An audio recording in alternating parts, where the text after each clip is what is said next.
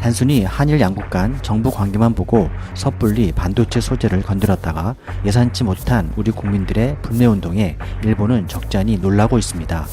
급속도로 우리나라의 불매운동은 전면전으로 확대되고 있지만 일본 내 소식통들은 SNS가 덜 활성화돼서인지 감을 잡지 못하는 것 같습니다.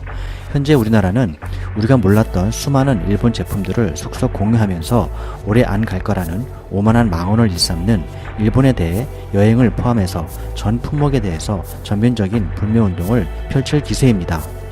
전 국민으로 확산되고 있는 일본 불매운동 중 일본에게 중요한 관광산업에 얼마나 타격을 주고 또 줄 수 있는지 정리해보았습니다.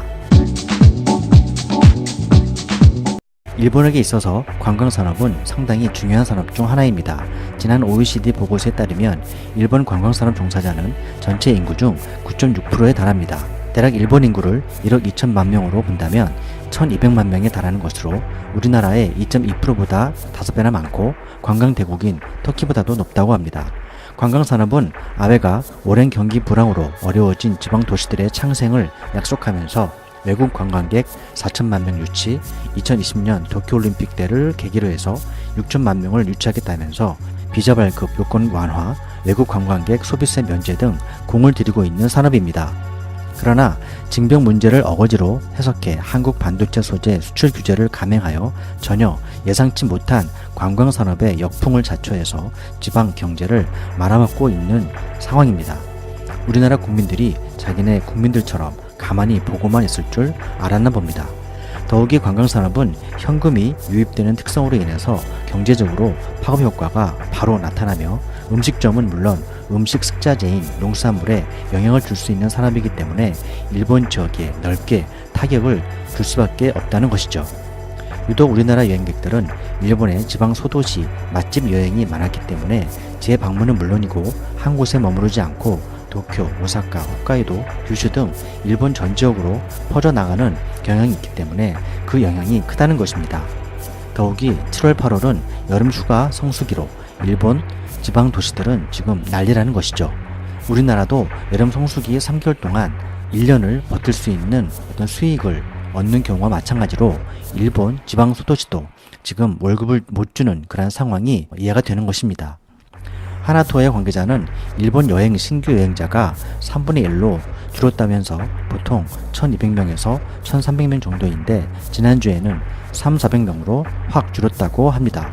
관광산업의 피해는 1차, 3차 산업으로까지 영향을 미치기 때문에 올 가을, 내년까지 일본 여행을 보이콧한다면 일본 소상공인 등 관계자들은 아베 정부에 대해서 가만히 있질 않을 것이고 방사능 음식의 심각성을 알리면서 도쿄올림픽까지 밀어붙인다면 상당한 타격과 실질적인 피해가 기대되는 것입니다.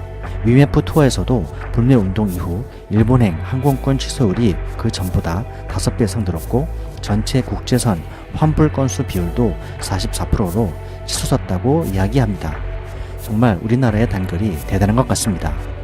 30일 현재 항공업계에 따르면 일본 여행객이 급격히 줄어들면서 또한 예약률도 급격히 줄어서 저가항공사 LCC 등은 물론이고 대한항공, 아시아나항공, 티웨이항공, 이스타항공 등 줄줄이 항공 노선을 축소하거나 어떤 경우는 중단하거나 노선 자체를 조정하는 것도 고려 중이라고 합니다.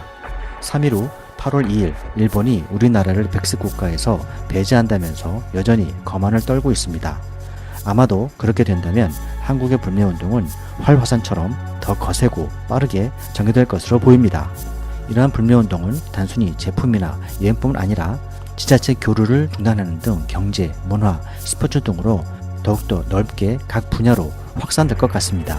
지금의 국제사회의 흐름을 거스르면서 상호 수많은 국가 간 긴밀한 공조 아래 움직이는 IT 산업을 뭘 이해하고 자국의 이익과 사용만을 위해서 혼란케 하는 아베 정권을 하늘이 우리의 나라에 손을 좀 봐주라고 기회를 준 건 아닌가 싶습니다.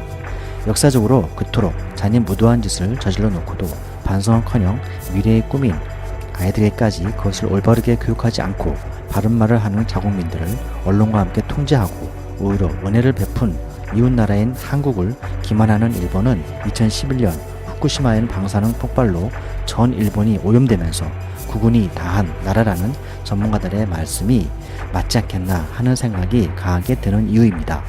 덕분에 우리나라는 국가 경제 및 외교력을 단련하고 반도체 등 첨단 산업에만 좀 치우쳐 있었던 그런 산업의 어떤 구조를 균형 발전을 제고하는 계기를 갖게 됐습니다. 불매 운동을 통해 또한 국민적 대단결의 저력을 보게 되어 자랑스럽습니다. 장기전이 예상되는 일본과의 전쟁에서 계속해서 관련 소식을 빠르게 전달해 드리도록 하겠습니다. 시청해 주셔서 감사합니다.